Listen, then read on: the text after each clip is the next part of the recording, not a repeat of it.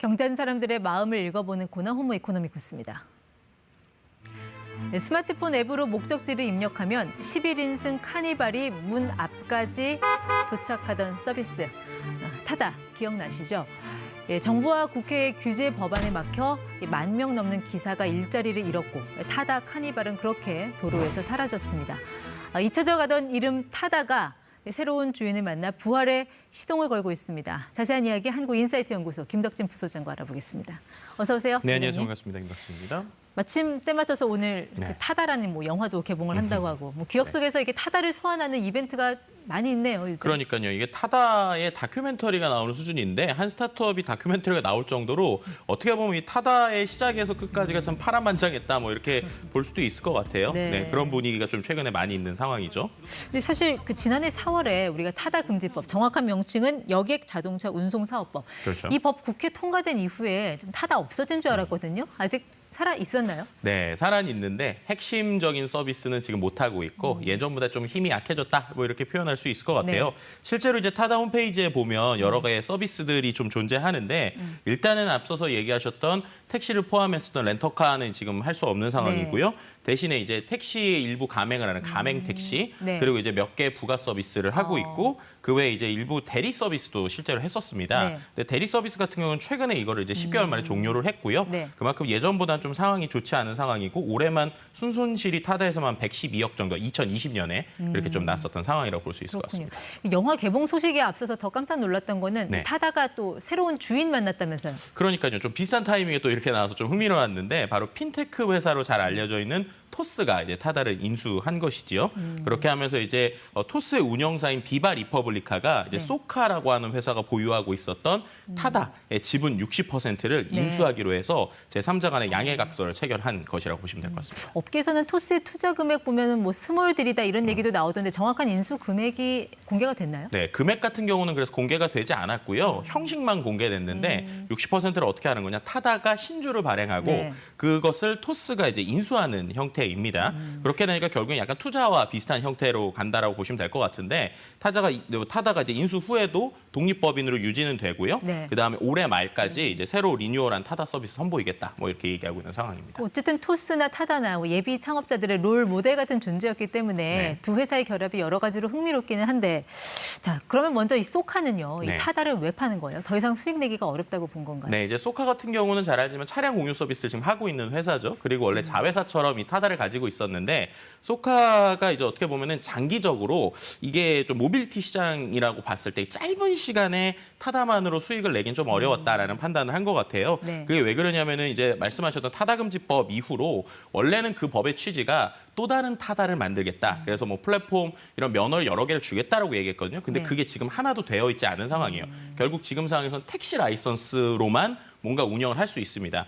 그 틈을 지금 카카오가 가지고 있는 상황이고요. 그렇다면 더 많은 돈을 지금 써야 되는데 그러긴 조금 어려운 부분이다라고 볼 수 있어요. 왜냐하면 타다 같은 경우, 그러니까 소카 같은 경우도 타다를 오래 갖고 있으면 결국 본인들에게 큰 좀 영향을 미칠 수 있는 게 내년에 소카가 이제 IPO 기업 공개를 준비하고 있거든요. 근데 실제로 그 타다의 적자가 크다 보니까 결국에 이제 본인들에게도 좀 불리한 영향을 미칠 수도 있다. 뭐 이런 이유들 때문에 어떻게 보면 판매를 했다고 볼 수 있는 것이죠. 그렇다면 토스는 그 적자 투성인 타다를 왜 굳이 사려고 하는 거예요? 일단은 토스의 비즈니스 모델을 좀 생각해 봐야 되는데요. 토스 하면 역시 결제를 해야 되잖아요. 근데 택시에 결제가 붙는다라고 생각했을 때 당연히 카카오티의 결제는 카카오가 하겠죠.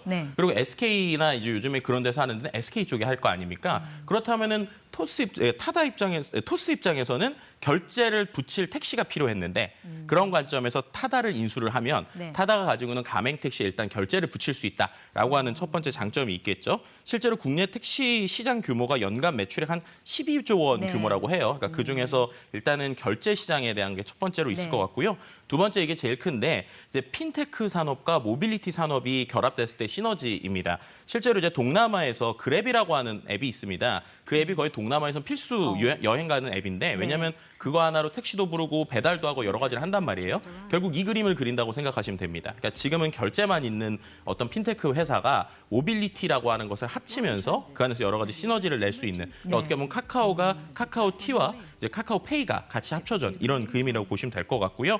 그다음에 이제 마지막으로 토스가 지금 인터넷 은행을 지금 출범하고 가고 있잖아요. 그 토스 뱅크의 주요 고객사로서 또 소카라고 하는 회사가 좀 필요했던 상황이다. 네. 왜냐하면 소카 자체가 지금 보험료를 상당히 많이 내고 있거든요. 그럼 그 보험료를 소카가 아니라 이런 토스를 통해서 내거나 토스의 보험을 쓴다라고 하면 이것 역시도 이제 상당한 금액이 될 수 있는 뭐 이런 세 가지 정도를 볼 수 있을 것 같습니다. 토스가 선보일 새로운 타다가 한 연말쯤 공개가 될 거라고 했는데 물론 뭐 토스가 그동안 금융 분야에서 여러 가지 혁신을 내놓긴 했지만 어떤 모습일까요? 이 새로운 서비스는? 일단은 역시 뭐 결제 등의 연동성은 당연히 편하겠죠. 그래서 뭔가 제가 좀 생각했던 몇 가지는 뭐 예를 들면 택시를 탔을 때 두 명이 이렇게 뭐 반반씩 금액을 나눠낸다라고 할 때 뭐 이 서비스에서 쉽게 뭐 반반씩 나눠준다거나 좀 기대할 수 있는 것 중에 하나는 이제 그 어떤 웹 서비스, 그러니까 그 사용자 경험 자체를 좀 특별하게 할 수 있지 않을까라는 기대를 할 수 있어요. 예를 들면 타다가 최근에 이제 증권 서비스를 만들었는데 증권 앱 같은 경우에도 기존 은행의 방식하고는 전혀 다른 방식으로 이제 구현을 했거든요.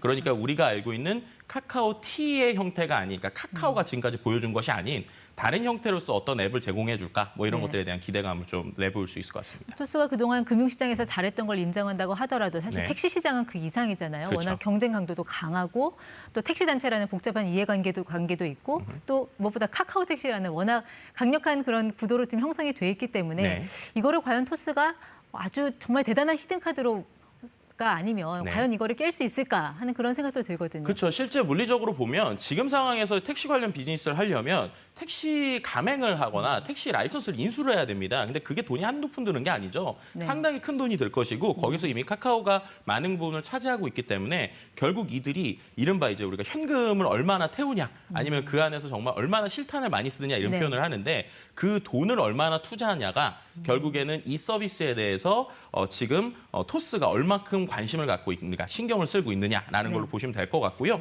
또 이제 어떤 가맹 택시뿐만 아니라 우리가 부르는 호출 택시 같은 경우에 보시는 것처럼 카카오가 상당히 압도하고 있는 상황이에요. 그럼 저 상황에서 결국에는 9만 명밖에 되지 않는 타다를 가지고 어떻게 이제 승부를 볼 것인가라는 부분에서 얼마큼의 투자가 들어갈 것인지에 대한 관심을 분명히 좀 지켜봐야 된다고 생각할 수 있을 것 같습니다. 왜냐하면 이게 만약에 투자를 너무 작게 한다 그러면 결국에는 지금 상황에서 일종의 보여주기 혹은 덩치 키우기로서 이제 보여지는 것이 아니냐라는 우려들도 분명히 존재하거든요. 그래서 향후 좀 방향을 지켜봐야 된다고 볼 수 있을 것 같습니다. 뭐 토스 특유의 뭐 화려한 마케팅이 더해지면 꽤 흥미로운 경쟁이 펼쳐질 것 같긴 한데 자, 이런 두 회사의 경쟁이 소비자들 관점에서 보면 이게 득이 되는 겁니까? 뭐 실이 되는 겁니까? 어떻게 보세요? 일단은 당연히 사업자끼리 경쟁이 치열해지면 이용자나 택시 업계에서는 나쁠 게 없죠. 왜냐하면 이렇게 되면 택시 라이선스 금액이 올라갈 거고 이용자 입장에서 다양한 프로모션이 나올 거니까요.